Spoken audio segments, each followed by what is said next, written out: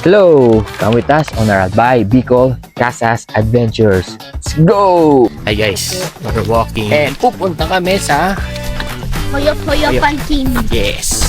Let's go! I think we need a guide, so we're gonna talk to them first here. Kaya mabuhay sir, ma'am. Kali ako po yung magiging local tour guide dito. Hoyop-hoyopan cave.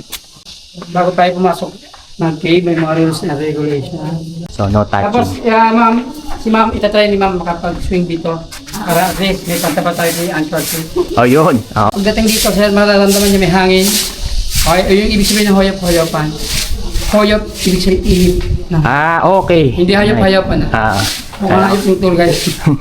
Okay, yung cave kasi apat po yung entrance nito. Bali, ito po yung pinaka-main entrance. Lalabas tayo sa fourth opening. Port opening. Yung kagandahan doon, sir, kung nakita yung mount mayon, magiging ba yung picture nyo kasi naka-frame natin yung cave. Okay. Ay. Background natin yung mount mayon. Sige. Pag clear, may hagdanan na rin sa loob. Kasi nung time na walang hagdan, medyo madulas po. Mahirap. O ngayon, ito yung tinatawag na stalactite, sir. Stalactite, ceiling yung nasa taas. Nung time na may tubig po siya, ito yung napatakan niya, nabubuo din siya. Ito yung simula ng stalagmite, ma'am. Kung hindi ko yung mapicture. Ito yung may mga fruit bags.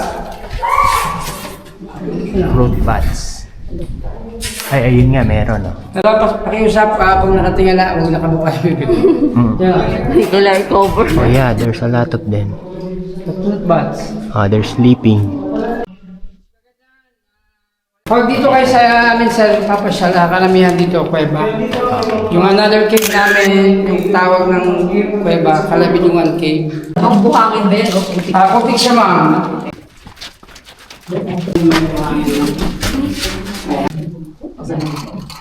Taga saan ba si ma'am? Sexy number 1? Binangonan po. Alright. Okay, si baby boy, Manson number 1. Si daddy, ma. Go. Si sir. Alright. Macho pa rin. We are exit. Sa gitna, sa gitna. Okay, diretso tayo, mauna tayo sa kanila. The cave. Ayun sila, akit kami. Let's go! Uy, parang chocolate hills. Ayun. It's gonna take me a long time to go up. Wow! It's nice here. Sir, dito muna kayo. Kaya habang nagpapahinga yung guide, Dati eh. Tambayan. Inuman. inuman. Inuman. Noon ako, may mga message dyan dati. Okay, yung isang cave, yung sinasabi ko nyo, underwater, ganito po yung entrance. Ganda. Yung bat cave.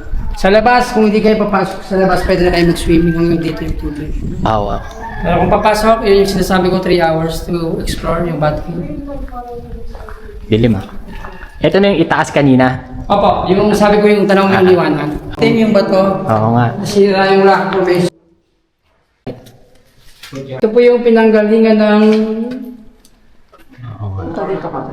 stalagmite dito. Stalactite na may crystals. Isa pa, tingin dito bebe. Yan. Ano kasi yung mga ngayon? Minsan maganda pag 5 o'clock ng hapon din. Saan po ba siya pwedeng umili? Sa gilid ma, tabi-tabi lang. Say tabi-tabi. Doon dapat yung mayon maulap lang. Ayun. We finished the Okay, cave. pa rin ah. Ganda.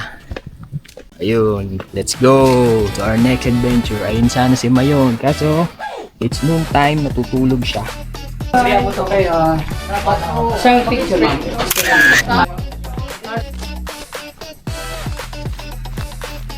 Tara, come with us on our next Casas Adventure.